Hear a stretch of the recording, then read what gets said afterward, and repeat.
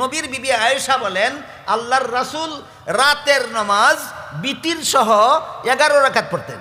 কি আছে কথাটা? বিতির সহ 11 রাকাত পড়তেন। বলুন তো এবার এই 11 রাকাত থেকে বিতিরের জন্য কত রাকাত বাদ দিলে 8 রাকাত থাকে? 3 রাকাত।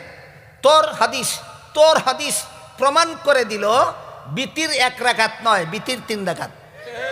তারাবি 8 রাকাত না 20 রাকাত সেই বিচার পরে হবে।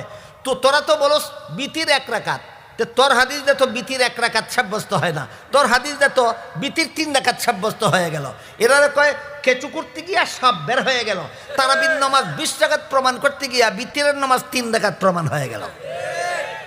এক সাইড গেল। বিতিরের নামাজ 1 রাকাত নয়, বিতিরের নামাজ 3 রাকাত। এক হাদিসে উল্লেখ আছে আল্লাহ রাসূল সাল্লাল্লাহু আলাইহি ওয়াসাল্লাম পরিষ্কার ভাষায় 1 রাকাত নামাজ পড়তে নিষেধ করেছেন।